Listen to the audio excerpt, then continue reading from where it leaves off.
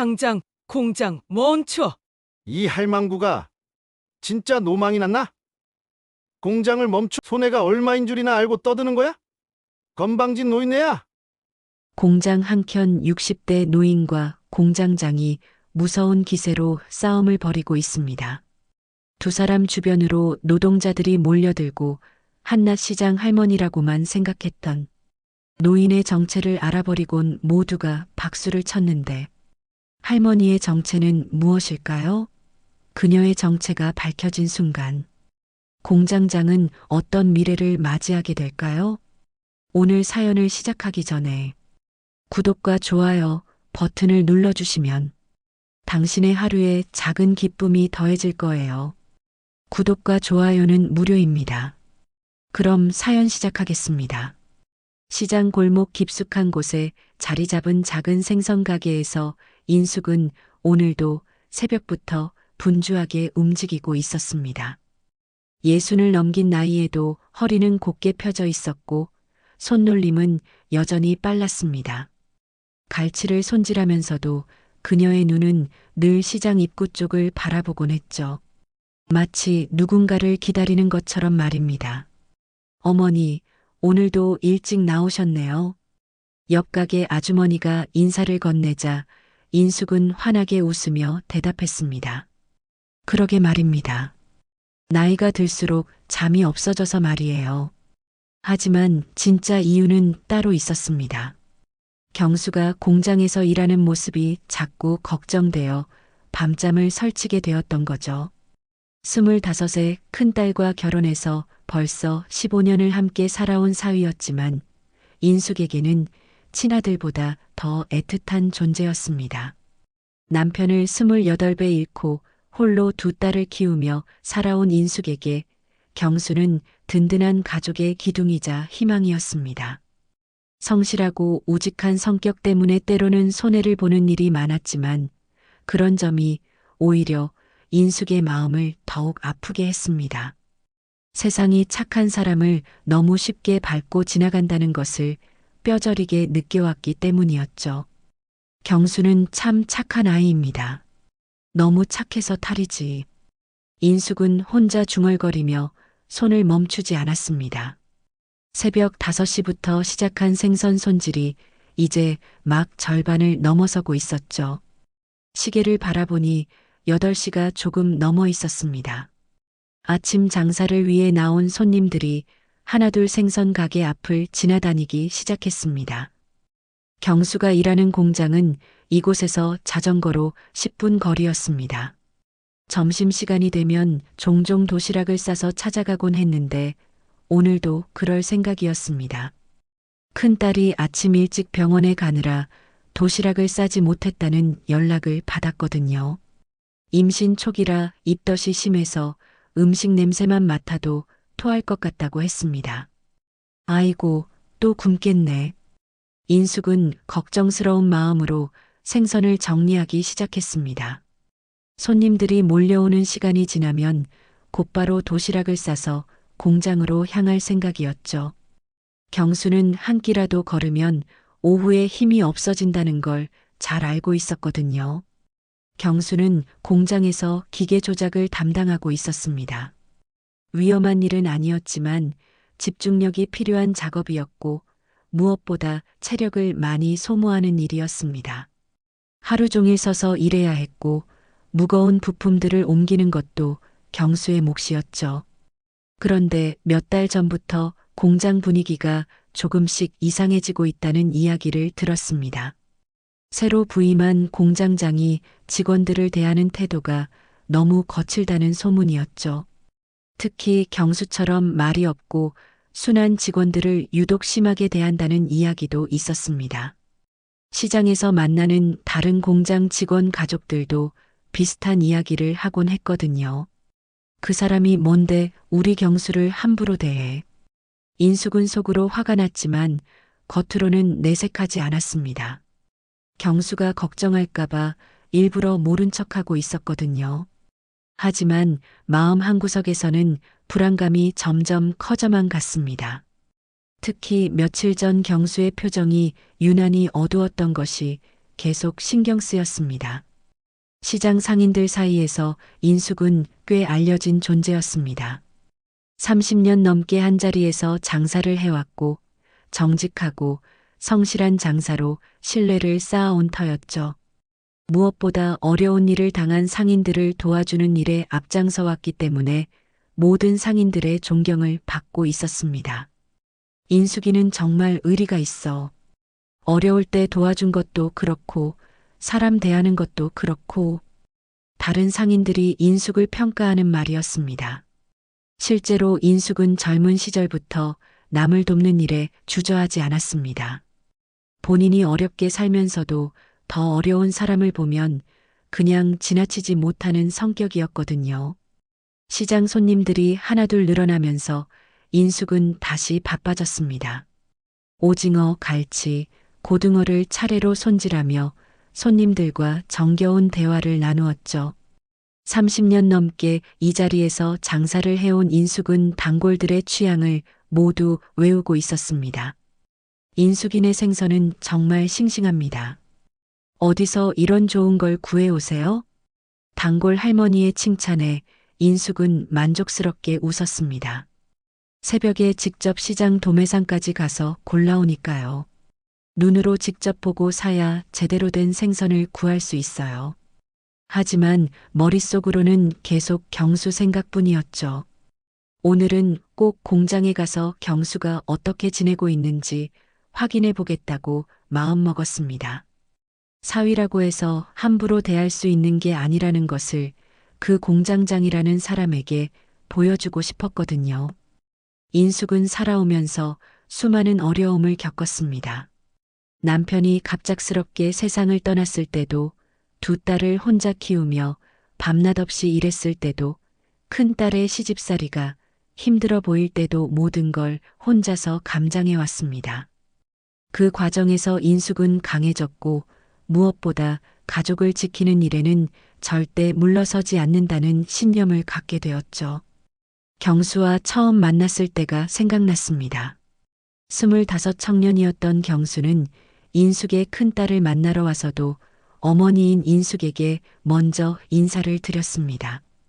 그때부터 인숙은 경수의 예의 바른 모습에 마음을 열었죠. 이 아이는 다르다. 첫인상부터 남달랐던 경수였습니다. 다른 젊은이들처럼 거들먹거리지도 않았고 어른을 대하는 태도도 정중했습니다. 무엇보다 큰딸을 진심으로 아끼는 마음이 진실되게 느껴졌거든요. 결혼 후에도 경수는 인숙을 친어머니처럼 모셨습니다. 생신날이면 꼭 찾아와서 인사를 드렸고 힘든 일이 있을 때마다 앞장서서 도왔습니다. 이른 나이에 큰 사고로 부모를 모두 잃고 인숙을 부모처럼 생각한다며 속 깊게 인숙을 챙기는 사위입니다. 인숙이 아팠을 때는 밤새 간병을 하기도 했죠. 저 아이는 반드시 빛을 볼 거야. 인숙은 늘 하던 말을 다시 한번 속으로 되뇌었습니다. 경수의 성실함과 착함을 누구보다 잘 알고 있었기 때문에 언젠가는 그 진가를 인정받을 날이 올 거라고 믿어 의심치 않았습니다. 하지만 그날이 오기까지 경수가 너무 많은 상처를 받지 않았으면 하는 것이 인숙의 간절한 바람이었죠. 오늘도 그런 믿음과 걱정을 안고 하루를 시작하는 인숙이었습니다. 머지않아 정오가 되면 도시락을 들고 공장으로 향할 생각에 마음이 무거우면서도 한편으로는 경수를 만날 수 있다는 기대감이 들었습니다. 정오가 가까워지자 인숙은 서둘러 가게를 정리하기 시작했습니다. 남은 생선들을 얼음 위에 다시 가지런히 정렬하고 앞치마를 벗어 걸어두었죠. 집에서 미리 준비해온 재료들로 도시락을 싸기 시작했습니다. 오늘은 경수가 좋아하는 계란말이도 넣어줘야지. 인숙은 정성스럽게 반찬을 담으면서 혼자 중얼거렸습니다. 김치볶음, 시금치나물, 그리고 직접 구운 생선까지 넣어 푸짐한 도시락을 완성했죠. 경수가 체력이 떨어지지 않도록 든든하게 먹이고 싶은 마음이었습니다. 특히 요즘 들어 경수의 얼굴이 많이 야위어진 것 같아서 더욱 신경이 쓰였거든요. 이것도 넣고 저것도 넣고 인숙은 이것저것 챙기느라 도시락이 무거워지는 것도 모르고 있었습니다. 경수에 대한 애틋한 마음이 그대로 도시락에 담겨 있었죠. 밑반찬까지 꼼꼼히 챙겨 넣고 나니 제법 큰 도시락이 되었습니다. 마지막으로 경수가 특히 좋아하는 콩나물국까지 보온병에 담아서 함께 준비했습니다. 자전거에 도시락을 담고 공장으로 향하는 길, 인숙의 마음은 복잡했습니다. 며칠 전부터 경수의 표정이 어두웠던 것이 계속 신경 쓰였거든요. 평소라면 집에 들어와서도 이런저런 이야기를 나누곤 했는데 최근에는 말수가 현저히 줄어들어 있었습니다. 집에서 밥을 먹을 때도 마찬가지였습니다. 예전에는 공장에서 있었던 일들을 자연스럽게 이야기하곤 했는데 요즘은 고개를 숙이고 조용히 밥만 먹었죠. 큰딸도 남편의 변화를 눈치채고 걱정하고 있다는 것을 인숙은 알고 있었습니다. 며칠 전에는 큰딸이 인숙에게 조심스럽게 물어보기도 했습니다. 엄마, 경수 씨 요즘 많이 우울해 보이지 않아요? 큰딸의 걱정스러운 목소리가 인숙의 마음을 더욱 무겁게 했습니다. 임신 중인 딸에게는 걱정을 끼치고 싶지 않았지만 경수의 변화는 가족 모두가 느낄 수 있을 정도로 뚜렷했거든요. 요즘 공장 일이 많이 힘든 건 아닐까? 인숙은 자전거 페달을 밟으면서 걱정이 앞섰습니다. 경수는 원래 속을 잘 드러내지 않는 성격이었기 때문에 무언가 힘든 일이 있어도 혼자서만 끙끙 앓는 경우가 많았거든요. 그런 모습이 인숙에게는 더욱 안타까웠습니다. 차라리 털어놓고 함께 해결책을 찾는 것이 낫겠는데 혼자서 모든 걸 감당하려고 하는 경수의 성격이 때로는 답답했습니다. 시장에서 공장까지 가는 길은 익숙한 코스였습니다. 한 달에 서너 번은 이렇게 도시락을 싸서 찾아가곤 했거든요. 길가의 상점들도 지나가는 사람들도 모두 익숙한 풍경이었죠. 길을 가면서 인숙은 경수 생각에 잠겼습니다. 결혼 후에도 경수는 변하지 않았습니다. 그런 아이가 왜 요즘 저렇게 힘들어할까? 인숙의 걱정은 깊어져만 갔습니다. 경수가 공장에서 어떤 대우를 받고 있는지, 혹시 누군가가 괴롭히고 있는 것은 아닌지 궁금했거든요. 공장 입구에 도착하니 점심시간이라 그런지 직원들이 삼삼오오 모여서 도시락을 먹고 있었습니다. 인숙은 익숙한 얼굴들에게 인사를 건네며 경수를 찾았죠. 몇몇 직원들은 인숙을 알아보고 반갑게 인사를 건넸습니다. 어머니, 오셨습니까? 안녕하세요. 경수가 도시락을 못 사왔다고 해서요. 아, 경수 형은 저기 기계실 쪽에 있을 거예요. 동료 직원의 안내를 받아 인숙은 공장 안쪽으로 발걸음을 옮겼습니다. 기계 소리가 울려 퍼지는 공장 내부는 여전히 낯설었지만 경수를 만나러 가는 길이라 생각하니 발걸음이 가벼워졌죠. 공장 안은 생각보다 넓었습니다. 여러 개의 기계들이 돌아가고 있었고 직원들이 각자 맡은 일을 하고 있었죠. 인숙은 경수가 일하는 기계실을 찾아서 천천히 걸어갔습니다. 복잡한 공장 구조 때문에 길을 헤맸지만 다행히 아는 직원이 길을 안내해 주었습니다. 그런데 기계실 앞에 다가가면서 인숙의 발걸음이 멈췄습니다. 익숙한 목소리가 들려왔기 때문이었습니다. 경수의 목소리였는데 평소와는 전혀 다른 떨리는 톤이었죠. 죄송합니다. 정말 죄송합니다. 경수의 절망적인 목소리에 인숙의 심장이 쿵 내려앉았습니다. 무슨 일이 일어나고 있는 건지 궁금해서 조심스럽게 기계실 쪽으로 다가갔죠. 그리고 문틈으로 안을 들여다본 순간 인숙은 믿을 수 없는 광경을 목격하게 되었습니다. 경수가 공장장 앞에서 무릎을 꿇고 있었습니다. 40을 넘긴 어른이, 그것도 인숙이 그토록 아끼는 사위가 다른 사람 앞에서 무릎을 꿇고 있는 모습을 보는 순간 인숙의 온몸에 분노가 치밀어 올랐습니다. 손에 들고 있던 도시락이 떨릴 정도로 충격이 컸습니다. 평생을 성실하게 살아온 경수가, 남에게 피해를 준 적 없는 착한 경수가 왜 저런 굴욕을 당해야 하는지 도무지 이해할 수 없었거든요.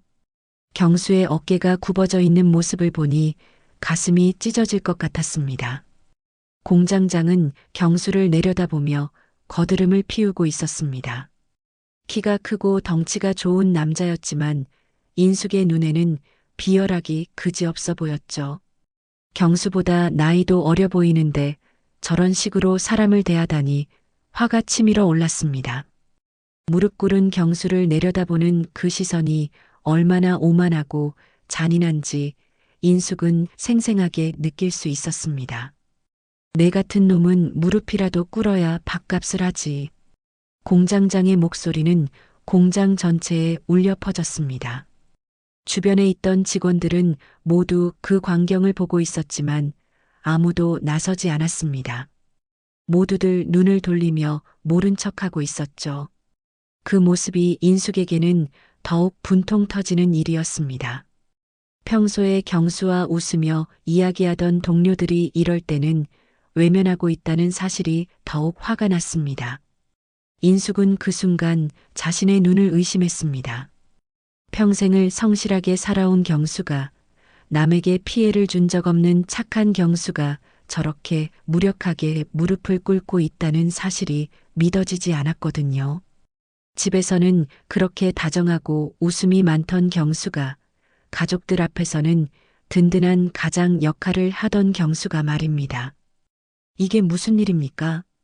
도대체 무슨 일이길래? 경수의 떨리는 목소리가 다시 들렸습니다. 절박함이 느껴지는 목소리였지만 공장장은 비웃기만 했죠. 그 비웃음 소리가 인숙의 귀에는 마치 자신을 조롱하는 것처럼 들렸습니다. 무슨 일이긴 뭔 일이야. 내가 한 짓을 모르는 척하지 말고. 저는 정말 모르겠습니다. 무슨 잘못을 했는지 설명해 주시면. 경수가 간절하게 호소했지만 공장장은 들으려 하지 않았습니다. 오히려 더욱 거드름을 피우며 경수를 짓밟으려 했죠. 인숙은 그 광경을 보면서 온몸이 부들부들 떨렸습니다. 다른 직원들도 마찬가지였습니다. 모두 불편해하는 기색이 역력했지만 감히 나서지는 못하고 있었죠. 공장장의 권력이 얼마나 강한지를 보여주는 대목이었습니다.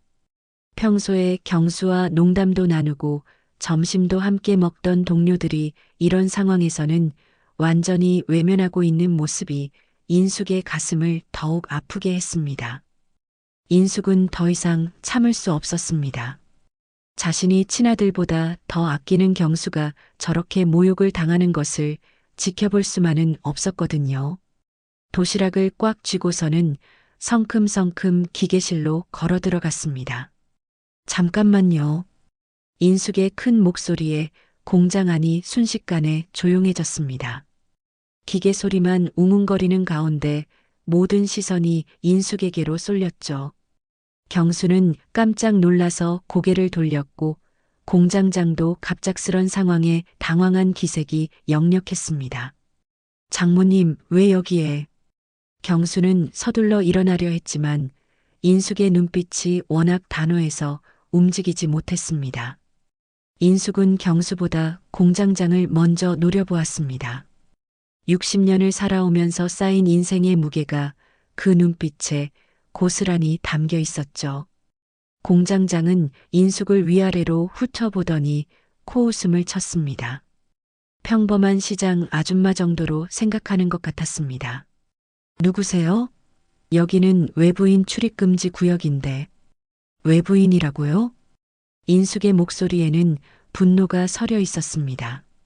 자신이 그토록 아끼는 사위를 무릎 꿇린 사람을 보고 있자니 온몸이 떨렸거든요. 하지만 인숙은 감정을 억누르고 차분하게 말하려고 노력했습니다. 내가 누군지는 중요하지 않습니다. 중요한 건 저기 무릎 꿇고 있던 사람이 바로 내 사위라는 거예요. 경수는 당황해서 인숙을 말리려 했습니다. 공장에서 문제가 더 커질까봐 걱정이 되었거든요. 장모님, 제발 나가세요. 괜찮습니다. 하지만 인숙은 물러서지 않았습니다. 평생을 힘들게 살아오면서도 굴복하지 않았던 인숙이었기 때문에 자신의 가족이 모욕당하는 것을 그냥 넘어갈 수는 없었죠. 괜찮다고? 이게 괜찮다는 거야? 인숙의 목소리가 높아졌습니다. 주변에 있던 직원들이 술렁이기 시작했죠. 이런 상황을 본 적이 없었기 때문에 모두들 어떻게 반응해야 할지 몰라 했습니다.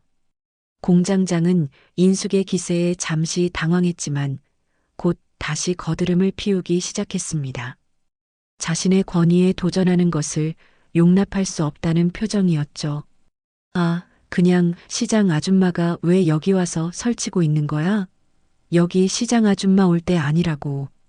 그 말을 들은 순간 인숙의 분노는 절정에 달했습니다. 사람을 사람답게 대하지 않는 그 태도가 더 이상 참을 수 없을 정도로 화가 났거든요. 특히 시장 아줌마라는 말에서 깔리는 무시와 조롱의 뉘앙스가 인숙을 더욱 분노하게 만들었습니다. 사람이 사람답게 일해야 하는 이곳에서 무릎을 꿇린다고? 내가 어른이냐? 인숙의 외침에 공장 전체가 조용해졌습니다. 모든 직원들이 숨을 죽이고 상황을 지켜보고 있었죠.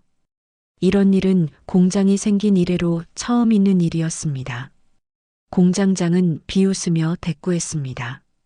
인숙의 기세에 눌리지 않으려고 더욱 거만하게 굴었죠. 늙은 아줌마, 여기 일은 당신이 알 바 아닙니다.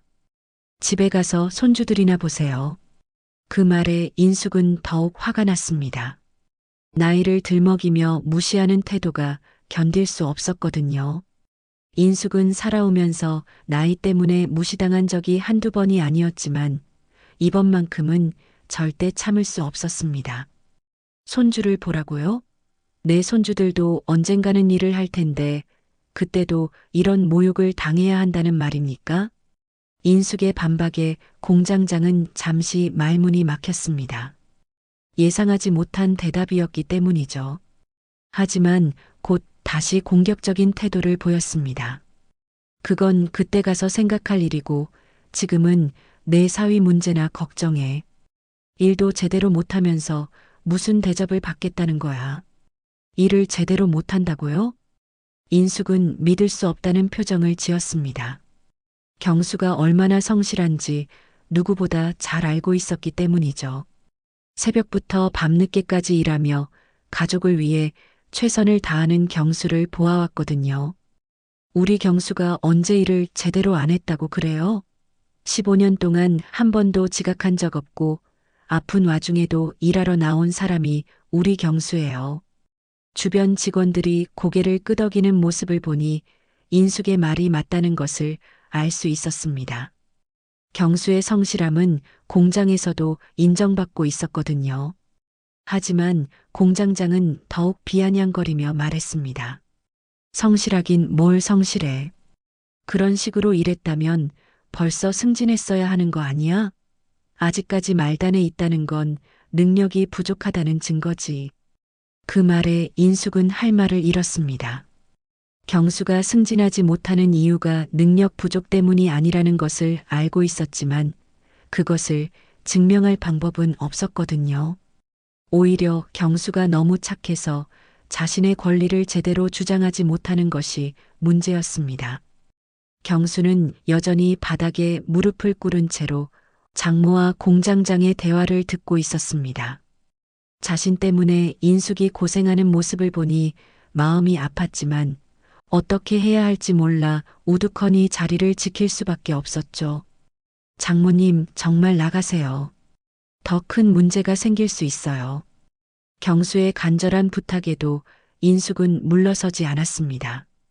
이미 선을 넘어선 상황이었고 여기서 물러서면 경수는 더욱 큰 고통을 당할 것이 뻔했거든요. 인숙은 떨리는 목소리로 외쳤습니다. 온몸이 분노로 떨리고 있었지만 그 속에서도 확고한 신념이 느껴졌죠. 내 사위를 무릎 꿇리는 순간 넌 내 앞에 빚을 지은 거다. 큰 실수하는 거라고. 공장장은 그 말을 듣고 어이없다는 표정을 지었습니다. 시장에서 생선이나 파는 늙은 아줌마가 자신에게 대든다는 사실이 믿어지지 않았거든요.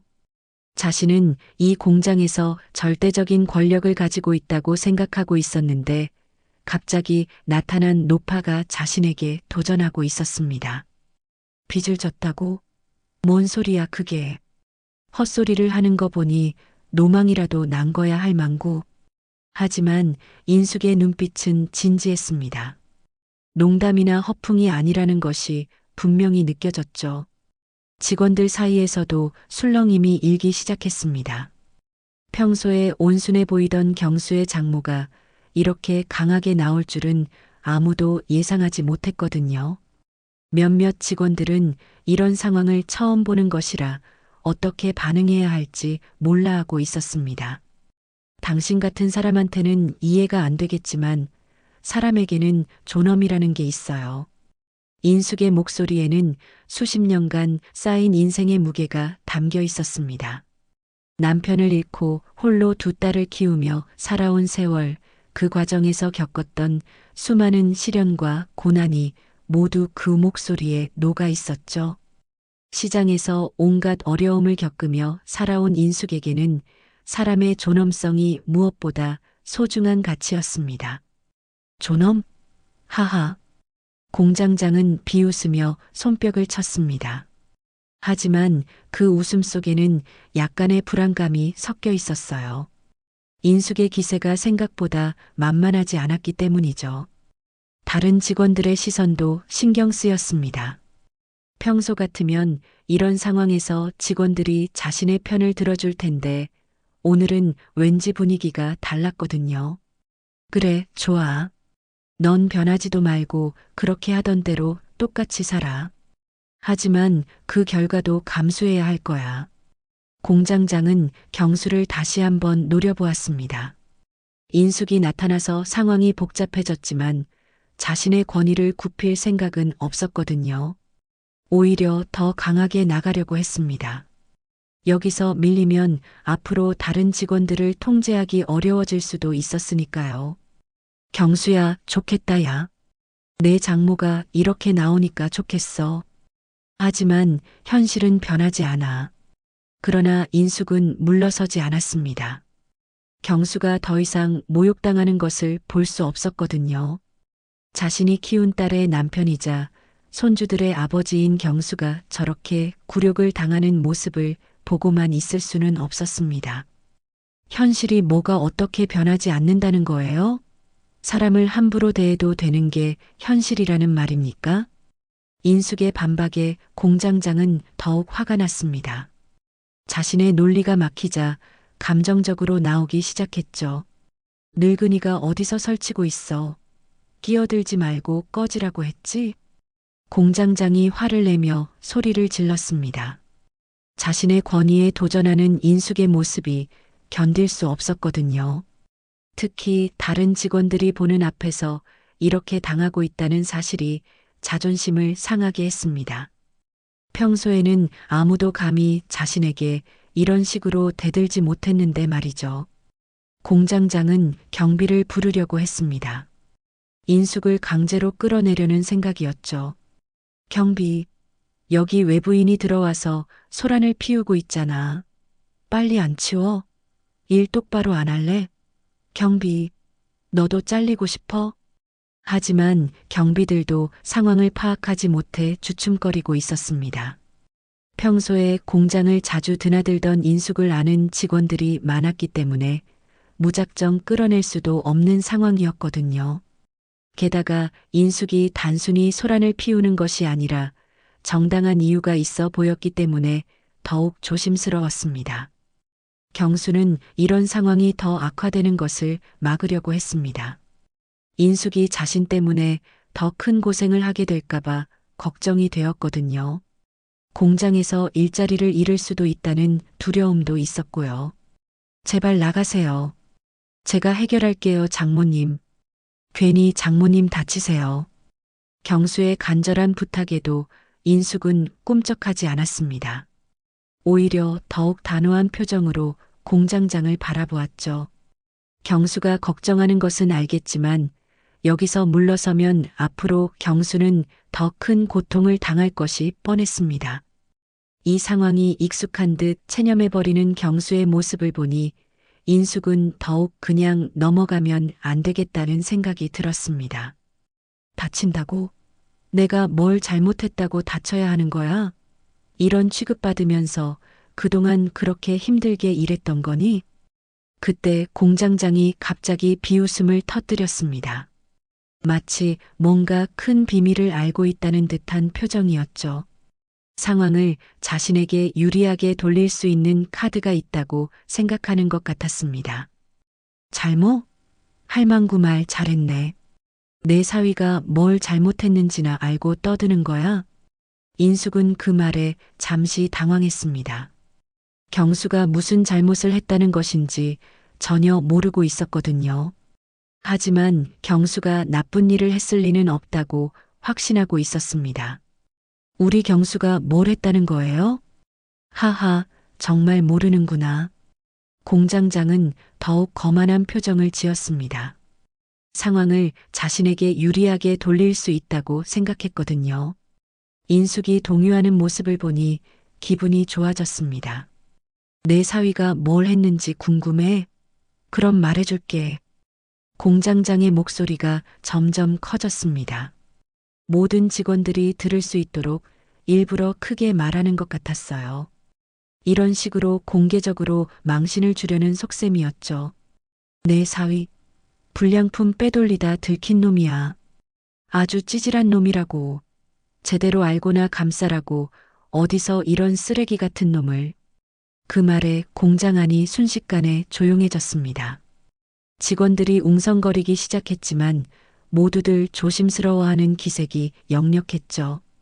이런 심각한 문제가 터진 것을 처음 듣는 사람들이 대부분이었습니다. 인숙은 그 말을 듣고 깜짝 놀랐습니다. 경수가 그런 일을 할 리 없다는 것을 확신하고 있었지만 공장장이 구체적으로 말하니까 잠시 혼란스러웠거든요. 인숙이 큰 소리로 외쳤습니다. 당장 공장 멈춰. 이 할망구가 진짜 노망이 났나? 공장을 멈춰? 손해가 얼마인 줄이나 알고 떠드는 거야? 건방진 노인네야. 공장을 멈추라는 건방진 말에 공장장이 흥분을 하며 말을 했습니다. 공장에 울려 퍼지는 싸움 소리에 노동자들은 더 몰려들기 시작했고 그렇기에 공장장은 더욱 멈출 생각이 없었습니다. 인숙도 마찬가지였죠. 온 마음을 다해 아끼는 사위 경수가 이런 누명을 쓰고 있는 걸 보고만 있을 수가 없었거든요. 그럴 리가 없다. 우리 경수가 그런 일을 할 사람이 아니야. 할 사람이 아니라고? 뭐 도둑놈의 새끼가 도둑놈이라고 얼굴에 써붙이고 다니기라도 한대? 하하. 공장장은 더욱 거세게 비웃었습니다. 인숙이 동요하는 모습을 보니 기분이 좋아졌거든요. 드디어 상황을 자신이 원하는 방향으로 끌고 갈 수 있을 것 같았습니다. 증거도 있어. 불량품을 몰래 빼돌려서 외부에 팔려고 했다고. 그건 거짓말이에요. 경수가 갑자기 일어나서 외쳤습니다. 더 이상 참을 수 없었거든요. 자신이 억울하다는 것을 증명하고 싶었습니다. 억울하다고 징징대는 거지. 공장장이 경수를 향해 소리쳤습니다. 하지만 경수는 이번에는 굽히지 않았습니다. 전 그런 적 없습니다. 제 목숨을 걸고 맹세합니다. 정말이에요. 제가 한 일이 아니에요. 경수의 절규에 가까운 외침에 인숙은 그 눈빛에서 진실을 읽었습니다. 15년을 함께 살아온 사위의 눈빛을 보니 확신이 들었거든요. 경수는 결백해요. 이건 누명이에요. 인숙의 확신에 찬 목소리에 직원들도 술렁이기 시작했습니다. 평소에 경수의 인품을 알고 있던 동료들은 고개를 끄덕이는 사람들이 많았어요. 경수가 15년 동안 한 번도 문제를 일으킨 적이 없다는 것을 모두가 알고 있었거든요. 특히 같은 라인에서 일하는 동료들은 경수의 성실함을 직접 목격해왔기 때문에 더욱 그랬습니다. 누명이라고?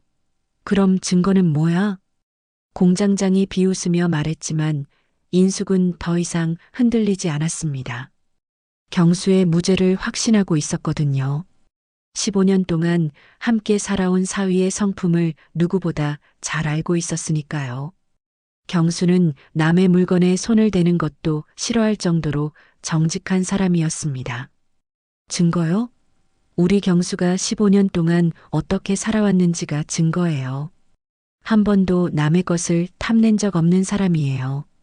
인숙의 말에 몇몇 직원들이 고개를 끄덕였습니다. 경수의 성품을 잘 알고 있는 동료들이었죠. 특히 같은 팀에서 일하던 동료들은 경수가 얼마나 정직한 사람인지 직접 경험하고 있었습니다. 점심시간에 자판기에서 음료수를 뽑을 때도 거스름 돈이 더 나오면 꼭 관리사무소에 신고하는 그런 사람이었거든요. 하지만 공장장은 상황이 자신에게 불리해지는 것을 느꼈습니다. 직원들의 분위기가 점점 경수 쪽으로 기울고 있다는 것을 알 수 있었거든요. 여기서 물러설 수는 없었어요. 자신의 권위가 실추될 수 있었거든요. 무엇보다 다른 직원들 앞에서 체면을 잃으면 앞으로 관리하기 어려워질 수도 있었습니다. 그래, 좋아. 그럼 구체적인 얘기를 해보지. 공장장은 더욱 공격적으로 나왔습니다. 자신만이 알고 있는 정보를 공개해서 상황을 역전시키려고 했죠. 지난주 목요일 밤 10시경에 경수가 창고에서 나오는 걸 봤어. 손에는 포장지에 쌓인 뭔가를 들고 있었고 그 말에 경수는 깜짝 놀랐습니다. 그날 밤에 창고에 간 것은 사실이었거든요. 하지만 그 이유는 전혀 달랐습니다. 공장장이 그 모습을 봤다는 것도 처음 알았어요. 그건 제가 깜빡하고 가져가지 못한 도구를 가지러 간 거였습니다. 경수의 대답은 진실이 아니었습니다. 실제로는 다른 이유가 있었지만 그것을 말하기가 어려운 상황이었거든요. 도구라고? 포장지에 쌓인 도구가 어디 있어? 공장장의 추궁에 경수는 말문이 막혔습니다. 사실 그날 밤에는 다른 이유가 있었거든요. 동료 직원이 개인적으로 부탁한 일을 해결하느라 늦게까지 남아 있었던 것입니다. 하지만 그 동료에게 피해가 갈까봐 쉽게 말할 수 없었어요. 말해봐. 그게 뭐였는지. 공장장은 경수를 몰아붙였습니다. 경수가 대답을 못하는 것을 보니 더욱 확신이 서는 것 같았어요. 드디어 결정적인 증거를 잡았다고 생각했거든요. 인숙은 경수의 곤란한 표정을 보고 있었습니다. 뭔가 숨기고 있는 것 같았지만 그것이 나쁜 일은 아닐 거라고 믿었어요. 경수의 성격상 남을 해치는 일은 절대 하지 않을 거라는 확신이 있었거든요. 15년 동안 함께 살아오면서 경수의 됨됨이를 충분히 파악하고 있었습니다. 우리 경수가 대답을 못하는 이유가 있을 거예요. 하지만 그것이 나쁜 일은 아닐 겁니다. 나쁜 일이 아니라고? 그럼 왜 숨기는 거야? 공장장이 더욱 몰아붙였습니다. 이제 상황이 자신에게 유리하게 돌아가고 있다고 생각했거든요. 경수가 제대로 설명하지 못하는 것을 보니 뭔가 후회할 일을 했다는 확신이 들었습니다. 그때 경수가 깊은 한숨을 내쉬며 입을 열었습니다. 더 이상 숨길 수 없다고 판단했거든요. 동료에게 피해가 갈 수도 있지만 지금 상황에서는 진실을 말하는 것이 최선이라고 생각했습니다. 그날 밤에는 김대리님의 부탁으로 남아 있었습니다. 김대리 부탁? 공장장이 의아해했습니다. 예상하지 못한 대답이었거든요. 김대리는 공장에서 오래 근무한 베테랑 직원이었고 공장장도 함부로 대할 수 없는 사람이었어요. 김대리님의 아들이 학교에서 필요한 과학 모형을 만드는 일을 도와드렸습니다. 창고에 있는 자재를 조금 사용해서 말입니다. 그 말에 직원들 사이에서 웅성거림이 일었습니다. 김 대리는 공장에서 인망이 두터운 사람이었거든요. 누구든지 어려운 일이 있으면 도와주는 것으로 유명했고 직원들 모두가 존경하는 선배였습니다. 그럼 김 대리에게 확인해 보면 되겠네. 인숙이 말했지만 공장장은 미심쩍어 했습니다. 설령 그게 사실이라고 해도 뭔가 트집을 잡을 거리를 찾으려고 했어요. 설령 그게 사실이라고 해도 허가 없이 자재를 사용한 건 분명한 잘못이야. 허가요? 인숙이 반문했습니다. 공장장의 말이 억지스럽다고 느꼈거든요. 그런 식으로 따지면 공장에서 일하는 모든 직원들이 문제가 될 수 있었습니다. 그럼 지금까지 다른 직원들은 개인적인 일로 자재를 한 번도 사용한 적이 없다는 말씀이세요? 인숙의 질문에 직원들이 서로 눈치를 보기 시작했습니다. 사실 개인적인 용도로 자재를 조금씩 사용하는 것은 공장에서 흔한 일이었거든요. 공장장도 그런 일들을 묵인해 왔었고, 때로는 직접 허락해 주기도 했습니다. 그건 다른 문제고, 공장장이 당황하는 기색을 보였습니다. 인숙의 지적이 전곡을 찔렀기 때문이죠. 자신도 예전에 개인적인 일로 자재를 사용한 적이 있었거든요. 다른 문제라고요? 똑같은 일인데 왜 우리 경수만 특별히 문제가 되는 거예요? 인숙의 날카로운 지적에 직원들도 고개를 끄덕이기 시작했습니다. 공장장의 이중잣대가 명백해 보였거든요. 평소에는 문제 없다고 하던 일이 갑자기 큰 문제가 되는 것이 이상했습니다. 더군다나 우리 경수는 다른 사람을 도와준 것뿐이잖아요. 그런데도 불량품을 빼돌렸다고 누명을 씌우다니.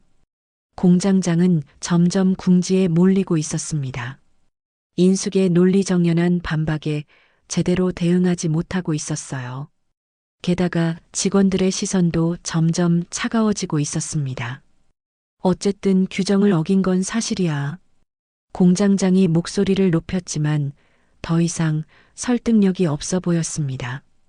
오히려 억지를 부리는 것처럼 들렸어요. 규정을 어겼다고요? 그럼 지금까지 그런 규정을 어긴 다른 직원들은 어떻게 처벌했는지 말씀해 보세요. 인숙의 계속된 추궁에 공장장은 말문이 막혔습니다. 사실 그런 일들을 일일이 처벌한 적이 없었거든요. 오히려 직원들이 개인적인 일로 자재를 조금씩 사용하는 것을 당연하게 여겨왔었습니다. 자신도 예외가 아니었고요. 그때 한 직원이 용기를 내어 말했습니다. 저도 지난달에 자재를 조금 사용했는데 그때는 아무 말씀도 안 하셨잖아요. 다른 직원도 거들었습니다. 맞아요. 우리 모두 한 번씩은 그런 적이 있어요. 저는 지난주에도 못 하나 가져다 썼는데 괜찮다고 하셨잖아요.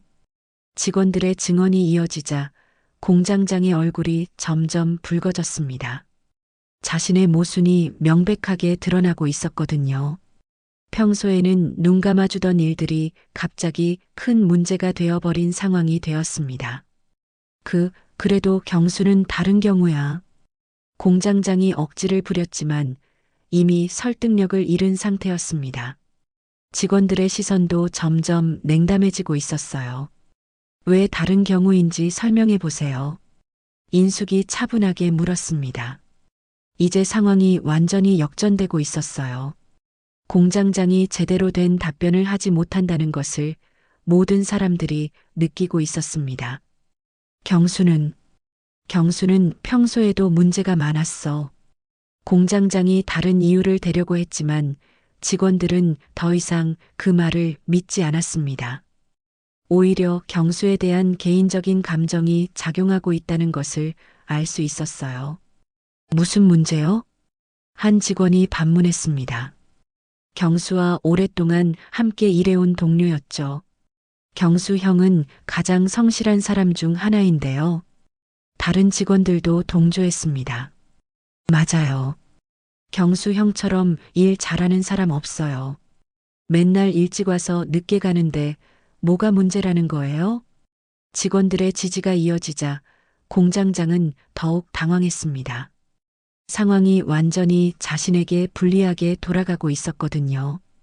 평소에 자신의 권위에 아무도 도전하지 않았는데 오늘은 모든 것이 틀어지고 있었습니다. 인숙은 이제 확신을 갖고 말했습니다. 보세요. 모든 게 명백하지 않습니까? 우리 경수는 아무 잘못이 없어요.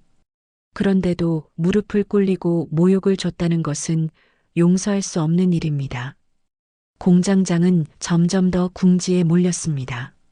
자신이 경수를 무릎 꿇린 이유가 정당하지 않다는 것이 명백해지고 있었거든요. 하지만 여기서 물러설 수는 없었습니다. 자신의 체면과 권위가 걸린 문제였으니까요. 그럼 뭐야? 내가 거짓말한다는 거야? 공장장이 화를 내며 소리쳤습니다. 하지만 그 목소리에는 이미 자신감이 사라져 있었어요. 거짓말이라고는 안 했어요. 하지만 잘못 생각하신 것 같습니다. 인숙은 침착하게 대답했습니다. 이제 주도권이 완전히 자신에게 넘어왔다는 것을 느끼고 있었어요. 그때 공장장이 갑자기 다른 공격을 시도했습니다. 좋아. 그럼 경수가 왜 최근에 실적이 떨어졌는지 설명해봐. 경수는 그 말에 당황했습니다. 최근에 실적이 조금 떨어진 것은 사실이었거든요. 하지만 그에는 정당한 이유가 있었습니다. 실적이 떨어졌다고요? 인숙이 반문했습니다. 경수가 이를 게을리 할 리 없다는 것을 알고 있었거든요. 지난달 실적을 보면 분명히 나와 있어. 공장장이 자신만만하게 말했습니다. 드디어 확실한 근거를 찾았다고 생각했거든요. 하지만 한 직원이 입을 열었습니다. 그건 새로운 기계 때문이잖아요. 모두들 적응하느라 실적이 떨어졌는데 다른 직원도 거들었습니다. 맞아요. 경수 형만 그런 게 아니라 우리 팀 전체가 그랬어요. 새 기계 매뉴얼도 제대로 안 줘놓고 실적 타령이에요. 직원들의 증언에 공장장은 또다시 말문이 막혔습니다. 자신이 제기한 문제점들이 하나씩 반박당하고 있었어요. 인숙은 이제 공격적으로 나가기 시작했습니다. 그럼 도대체 우리 경수가 뭘 잘못했다는 거예요? 지금까지 말씀하신 것들은 모두 억지 아닙니까? 공장장은 할 말을 잃었습니다. 자신이 제기한 모든 문제점들이 근거 없는 것으로 드러났거든요. 그럼 왜 우리 경수를 무릎 꿇렸어요? 대답해 보세요. 인숙의 강력한 추궁에 공장장은 땀을 흘리기 시작했습니다. 상황이 완전히 역전되어 자신이 오히려 궁지에 몰린 상황이 되었어요. 그건 공장장이 말을 더듬거리자 인숙은 더욱 강하게 몰아붙였습니다. 그건 뭐예요? 명확하게 대답하세요. 그 순간 공장장의 얼굴이 사색이 되었습니다. 더 이상 변명할 거리가 없다는 것을 스스로도 알고 있었거든요. 설마 개인적인 감정 때문에 우리 경수를 괴롭힌 거는 아니죠? 인숙의 날카로운 지적에 직원들도 술렁이기 시작했습니다. 그동안 공장장이 경수를 유독 심하게 대했던 이유가 무엇인지 궁금해하고 있었거든요. 그런 게 아니야. 공장장이 급하게 부인했지만 이미 모든 사람들의 시선이 의심스러워하고 있었습니다. 그럼 뭐예요?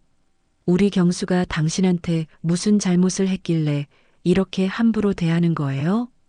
인숙은 멈추지 않았습니다. 이제 진실을 밝혀내야 한다고 생각했거든요. 공장장은 더 이상 대답할 수 없었습니다.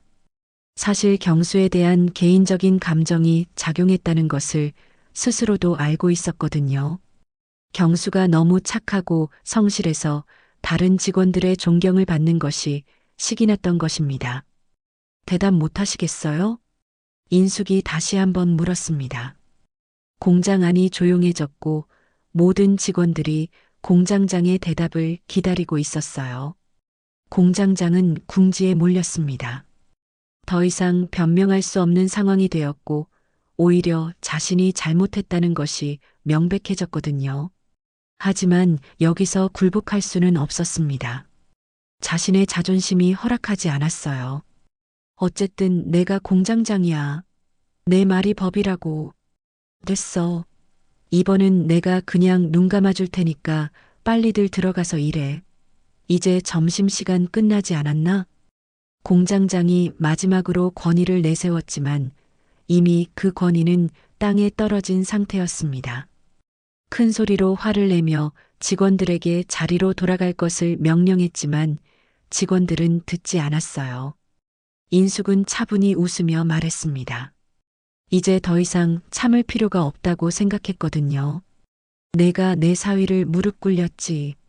그런데 내가 누굴 건드린 건지 아느냐? 공장장은 인숙의 갑작스런 변화에 당황했습니다. 지금까지와는 완전히 다른 분위기였거든요. 마치 숨겨둔 비밀이 있는 것 같았습니다. 인숙의 눈빛에서 지금까지 보지 못했던 강인함과 자신감이 느껴졌어요. 그냥 시장에서 생선 파는 노파 아니야?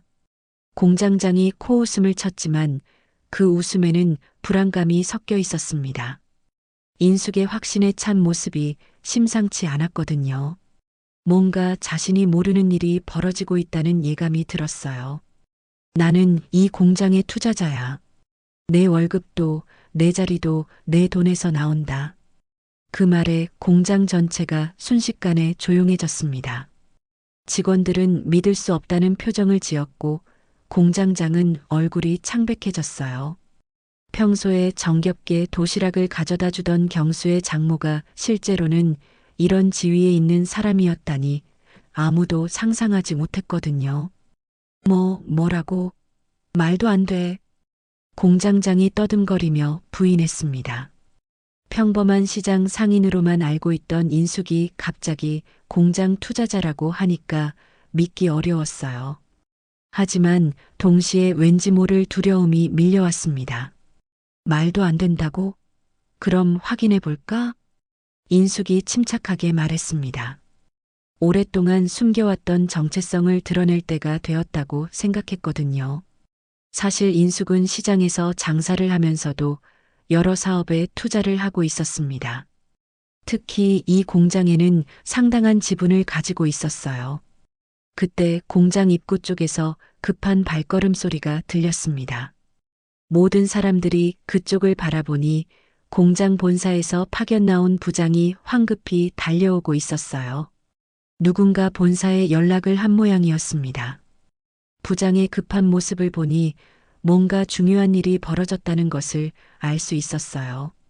인숙 사모님, 부장이 숨을 헐떡이며 인숙에게 정중하게 인사를 드렸습니다. 그 모습을 본 직원들과 공장장은 모두 충격에 빠졌어요. 본사 부장이 시장 아주머니에게 사모님이라고 부르다니 믿을 수 없는 광경이었습니다. 사모님이라고? 공장장이 믿을 수 없다는 표정으로 중얼거렸습니다. 지금까지 함부로 대했던 시장 아줌마가 정말로 높은 사람이었다는 것이 확인된 순간이었어요. 온몸에 식은땀이 흐르기 시작했습니다. 늦어서 죄송합니다. 급한 일이 있다고 해서 바로 달려왔습니다. 부장은 인숙에게 고개를 숙이며 말했습니다. 그리고 주변을 둘러보더니 상황을 파악하기 시작했어요. 공장 분위기가 심상치 않다는 것을 즉시 느낄 수 있었습니다. 무슨 일이 있으셨나요? 부장의 정중한 태도에 직원들은 더욱 놀랐습니다.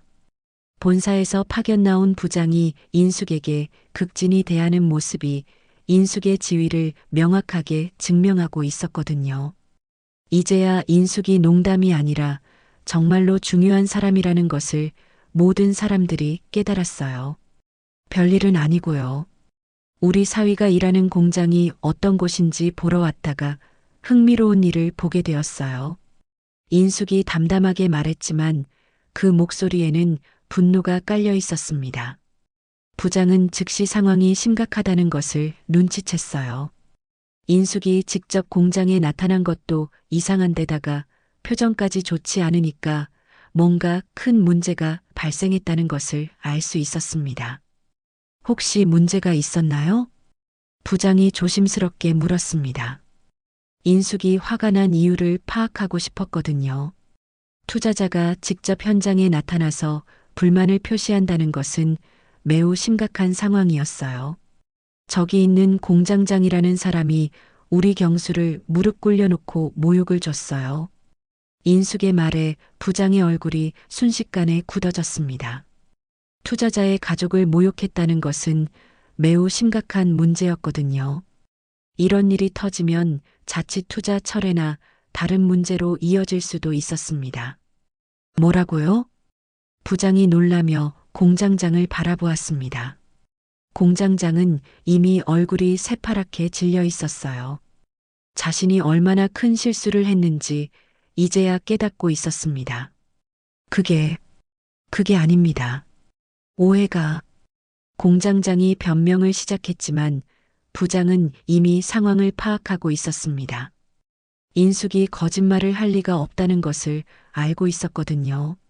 게다가 주변 직원들의 표정을 봐도 사건이 실제로 일어났다는 것이 분명했어요. 오해라고?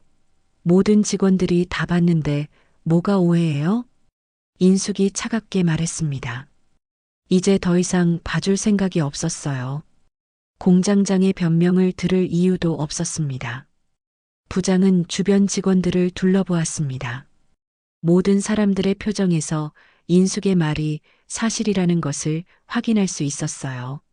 직원들의 눈빛에는 공장장에 대한 실망과 분노가 담겨 있었습니다. 정말인가요? 부장이 한 직원에게 물었습니다. 그 직원은 고개를 끄덕이며 대답했어요. 네, 맞습니다. 경수 씨가 무릎을 꿇고 있었어요. 다른 직원들도 증언에 동참했습니다. 공장장이 경수 씨를 함부로 대했어요. 불량품을 빼돌렸다고 누명을 씌우기도 했고요. 경수 씨는 아무 잘못이 없는데도 모욕을 당했어요. 직원들의 증언이 이어지자 부장의 얼굴은 점점 더 심각해졌습니다. 이런 일이 터진 것 자체가 큰 문제였거든요. 무엇보다 투자자의 가족이 관련된 일이라서 더욱 심각했어요. 공장장, 이게 사실입니까? 부장이 엄한 목소리로 물었습니다. 공장장은 더 이상 변명할 여지가 없었어요. 모든 증거와 증언이 자신에게 불리하게 나오고 있었습니다. 저는 공장에서 비리를 저지르는 직원을 밝히고 있던 중, 공장장이 말을 더듬거리자 부장은 고개를 절레절레 흔들었습니다. 이런 상황을 만든 공장장의 무능함과 잘못된 판단에 실망했어요. 더군다나 노동자의 인권과 사람에 대한 존중을 무엇보다 중요하게 여기는 기업의 가치를 훼손하는 행위였습니다. 공장장, 우리가 어떤 기업입니까? 누가 노동자를 이렇게 함부로 대하라고 했습니까? 게다가 투자자, 가족을 이런 식으로 대했다는 게 말이 됩니까? 부장의 질책에 공장장은 완전히 위축되었습니다. 이제 자신의 잘못이 명백해졌다는 것을 알 수 있었어요. 더 이상 변명할 수도 없고 상황을 돌이킬 수도 없었습니다. 인숙은 부장을 바라보며 단호하게 말했습니다. 부장님, 지금 이 자리에서 저 사람이 우리 경수 앞에 진심으로 사죄를 해야 합니다. 사람을 함부로 짓밟은 대가를 치러야 합니다. 부장은 잠시 고민했지만 곧 고개를 끄덕였습니다. 인숙의 요구가 정당하다고 생각했거든요. 투자자의 가족을 모욕한 것은 용서받을 수 없는 일이었습니다. 무엇보다 이런 일이 다시 발생하지 않도록 확실한 조치가 필요했어요. 공장장, 즉시 사과하십시오. 부장의 명령에 공장장은 떨리는 몸으로 경수 앞으로 다가갔습니다. 상황이 완전히 역전된 것이었어요. 조금 전까지만 해도 경수를 내려다보며 거드름을 피우던 공장장이 이제는 떨리는 다리로 겨우 서 있을 정도였습니다. 얼굴은 창백했고 이마에는 식은땀이 송글송글 맺혀 있었어요. 공장장은 한참을 망설이다가 결국 무릎을 꿇었습니다. 자존심이 상했지만 어쩔 수 없는 상황이었거든요. 본사부장의 명령을 거부할 수도 없었고 무엇보다 자신의 잘못이 명백했으니까요. 경수 씨, 내가 잘못했네. 제발 용서해 주게. 공장장의 사과는 진심이 담겨 있지는 않았지만 그래도 형식적으로나마 이루어졌습니다. 그 모습을 보던 직원들은 박수와 환호성을 터뜨렸고 억울했던 경수는 눈물을 흘리며 고개를 숙였어요. 15년 동안 성실하게 일해온 자신이 드디어 인정받는 순간이었습니다.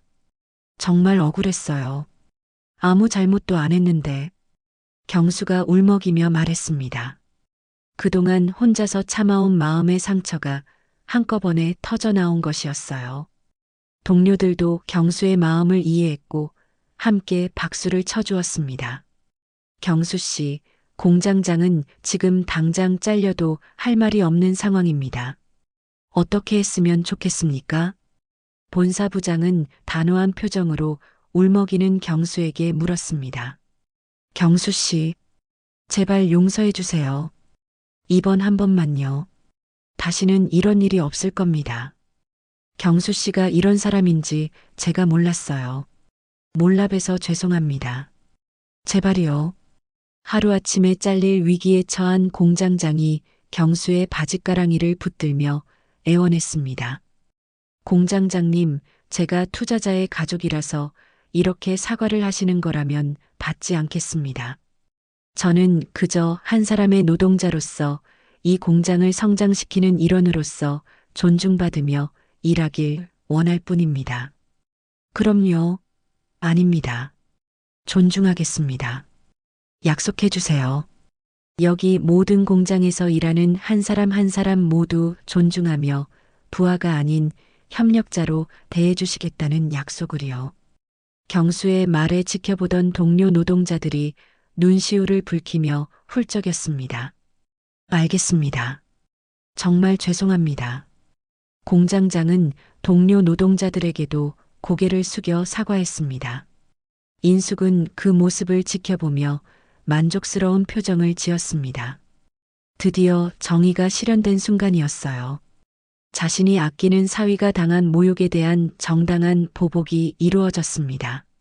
하지만 복수보다는 진실이 밝혀진 것이 더 중요했어요. 무엇보다 경수가 공장장에게 한 말에 인숙은 감동했습니다. 이제 됐습니다. 일어나세요. 경수가 공장장을 일으켜 세웠습니다. 복수보다는 용서를 선택하는 경수의 모습에 인숙은 더욱 자랑스러워했어요. 역시 자신이 아끼는 사위다운 모습이었습니다. 착한 마음씨가 이런 때 더욱 빛나는 것 같았어요. 부장은 공장장에게 엄중하게 경고했습니다. 앞으로 이런 일이 다시 발생하면 가만두지 않겠습니다. 직원들을 존중하며 관리하십시오. 이런 식으로 직원을 대하면 공장 운영 자체에 문제가 생길 수 있어요. 공장장은 고개를 숙이며 다시 한번 용서를 빌었습니다. 자신의 잘못이 명백했고 더 이상 변명할 여지도 없었거든요. 무엇보다 앞으로의 처신을 조심해야 한다는 것을 깨달았어요. 며칠 후 공장은 새로운 질서가 자리 잡았습니다. 그날의 일이 있은 후 공장 분위기는 완전히 달라져 있었어요. 공장장은 더 이상 직원들을 함부로 대하지 않았고 오히려 조심스럽게 행동하고 있었습니다. 직원들과의 관계도 예전보다 훨씬 나아졌어요. 경수는 동료들의 신뢰를 받아 노조 대표로 추천되었습니다. 그동안 조용히 일만 하던 경수였지만 그날의 일을 계기로 동료들이 경수의 진가를 새롭게 인식하게 되었거든요. 성실함과 정직함이 인정받은 결과였습니다. 무엇보다 어려운 상황에서도 품위를 잃지 않는 모습이 존경받았어요. 경수 형, 정말 축하해요. 형만큼 이 자리에 어울리는 사람은 없을 거예요. 동료들이 진심으로 축하를 건넸습니다. 경수는 부끄러워하며 고개를 숙였지만 마음속으로는 기뻤어요. 드디어 자신의 가치를 인정받을 수 있게 되었으니까요. 모두 고마워요. 앞으로 더 열심히 하겠습니다. 우리 모두가 편안하고 안전하게 일할 수 있는 환경을 만들어 보겠어요. 경수의 겸손한 인사에 동료들은 더욱 박수를 쳤습니다. 이제 경수는 더 이상 부당한 모욕을 당하지 않을 것이라는 확신이 들었어요. 시장에서 장사를 하던 인숙은 사람들의 존경을 받고 있었습니다. 그날의 일이 소문이 나면서 시장 상인들 사이에서 인숙에 대한 인식이 완전히 바뀌었거든요. 평범한 시장 아줌마가 아니라 성공한 사업가라는 것이 알려지면서 더욱 존경받게 되었어요. 같이 지내오면서 한 번도 내색하지 않은 것에 감탄을 했어요. 시장 아줌마인 줄 알았더니 공장 투자자셨다니 정말 대단하십니다. 단골 손님들이 감탄하며 말했습니다. 하지만 인숙은 여전히 겸손한 모습을 보였어요. 별거 아닙니다. 그냥 열심히 살았을 뿐이에요. 돈이 있다고 해서 특별한 건 없습니다. 인숙의 겸손함에 사람들은 더욱 존경의 마음을 갖게 되었습니다. 돈이 있어도 자만하지 않고 여전히 성실하게 일하는 모습이 감동적이었거든요. 이런 모습이야말로 진정한 성공자의 자세라고 생각했어요. 그런데 인숙이 정말로 하고 싶었던 이야기는 따로 있었습니다. 단골 손님들이 모여들자 인숙은 조용히 웃으며 말했습니다. 사실 제가 하고 싶은 말은 따로 있어요. 사람들이 귀를 기울이자 인숙은 천천히 입을 열었습니다. 오랜 인생 경험에서 우러나온 지혜를 나누고 싶었거든요. 돈이 사람을 키우는 게 아니에요. 사람을 귀히 여겨야 돈도, 공장도, 세상도 굴러가는 거예요. 인숙의 말에 사람들이 고개를 끄덕였습니다. 오랜 인생 경험에서 우러나온 지혜로운 말이었거든요. 특히 그날 공장에서 벌어진 일을 생각하면 더욱 깊이 와닿는 말이었어요. 존중 없는 힘은 결국 무너질 수밖에 없어요. 사람을 무시하고 짓밟으면 언젠가는 그 대가를 치르게 되어 있습니다. 인숙은 계속해서 말했습니다. 그날 공장에서 일어난 일을 통해 깨달은 진리였어요. 권력이나 돈보다 중요한 것은 사람에 대한 존중이라는 것을 다시 한번 확신하게 되었습니다. 어머님 말씀이 정말 맞습니다. 요즘 세상에 꼭 필요한 말씀이에요. 한 단골 손님이 감탄하며 말했습니다. 인숙의 철학에 깊이 공감하고 있었어요. 제가 살아보니까 진짜 중요한 건 사람이에요. 돈이 많아도 사람을 무시하면 결국 혼자가 되고 돈이 적어도 사람을 소중히 여기면 많은 이들의 사랑을 받게 돼요. 그날 저녁 경수는 집에 들어와서 인숙에게 깊은 감사를 표했습니다. 장모님 정말 감사합니다. 장모님 덕분에 제가 공장에서 더 필요한 사람이 될 수 있었어요. 햇빛이 시장 천막 위로 쏟아지며 인숙의 얼굴에는 굳센 빛이 비쳤습니다. 세상은 여전히 어렵지만 사람을 소중히 여기는 마음만 있다면 언제든 희망은 있다고 믿었습니다. 오늘의 이야기 들어주셔서 감사합니다. 앞으로도 인생의 지혜를 밝히는 감동적인 사연으로 찾아뵙겠습니다. 좋아요와 구독도 잊지 말고 눌러주시고 댓글로 응원의 메시지를 남겨주세요.